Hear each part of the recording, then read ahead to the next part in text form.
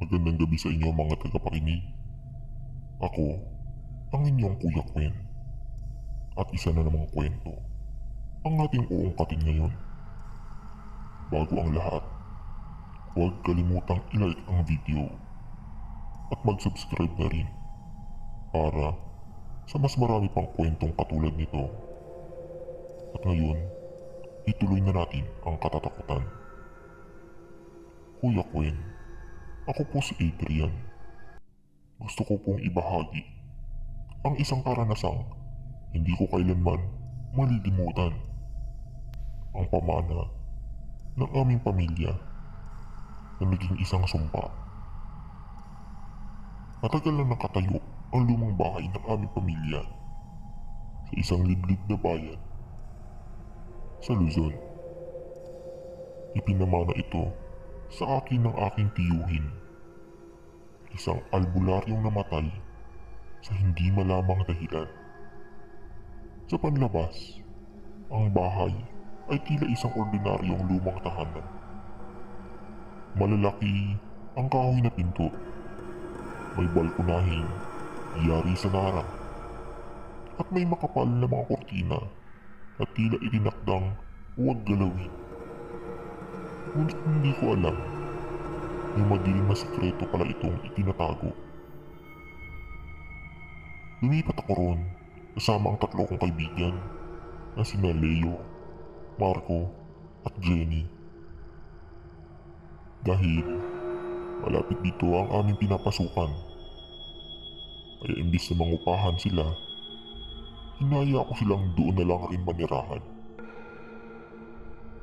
Una namin napansin ang bigat ng hangin sa loob ng bahay. Kahit tanghaling tapat, tila may malamig na dampi ng hangin na parang bumapalot sa katawan namin. Pero isinantabi lang namin ito at nasa isip namin maganda itong pagkakataon upang magkaroon ng tahimik na buhay. Unang gabi pa lang, simula na ng kababalaghan. Si Jenny nagising sa kalagitnaan ng gabi. Naglalakad sa dilim na parang wala sa sarili.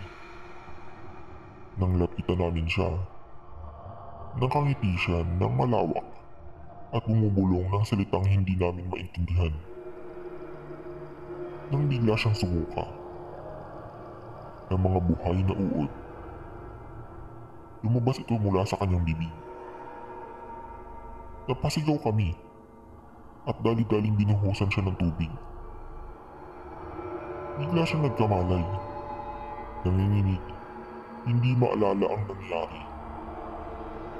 Kinabukasan, pilit namin pinaniwala ang mga sarili namin na bangungot lang yun.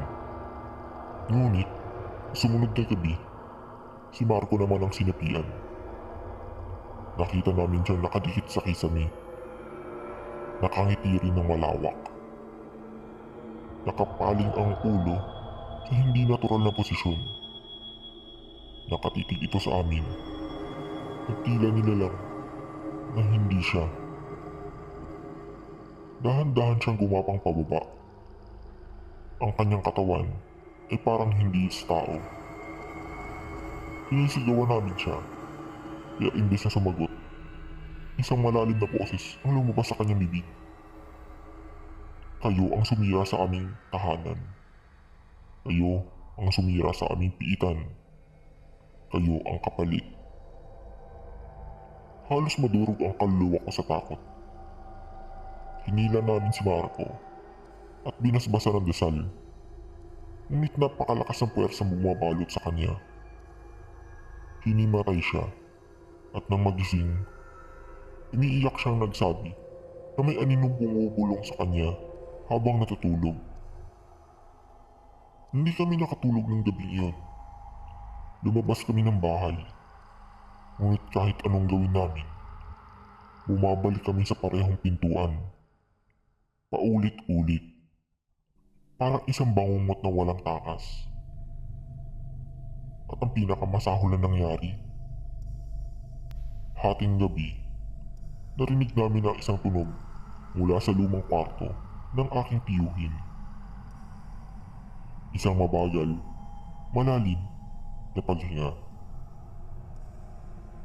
Nang silipin namin, nakita namin bukas ang antigong baul na dati selyado ng kandado. Sa loob nito, may isang itim na rebulto na may nakaukit na mga mata at sa ilalim ng sulat na may dugo. Sino mang papasok dito ay magiging bahagi ng kasamaan. Mula sa dilim ng kwarto, isang mahabang kamay ang lumabas. Hinila si Leo papasok. Napasigaw siya, ngunit wala kaming nagawa. Nang mabuksan namin ang pinto, wala na siya. Walang dugo, walang bakas. Parang nilamon siya ng buhay mismo. Doon namin naintindihan, hindi lang ito bahay. Isa itong buhay na nilalang. Isang piitan ng mga espiritong hindi dapat makalaya. At kami ang susunod na kakainin. Hindi ko rin alam kung paano, pero nakalabas kami nila Jenny at Marco. Halos magdadara pa kami sa pagtakbo. Iniwan namin lahat ng gamit namin. Hanggang ngayon, hindi na namin nakita si Leo. Hindi na rin kami bumalik sa bahay na yun. Ngunit minsan, sa gitna ng gabi, may naririnig pa rin ako sa aking panaginip. Ang boses ni Leo, pabulong mula sa dilim, na nagsasabing, tulungan ninyo ako. Mga tagapakinig, hanggang dito na lang ang ating kwento. Kung nagustuhan nyo, huwag kalimutang mag-subscribe at i-click ang notification bell para hindi nyo ma-miss ang susunod na kwento ng katatakutan. Ako, si Kuya Quinn, at hanggang sa muli, magandang gabi at ingat ka. Baka ikaw na ang susunod.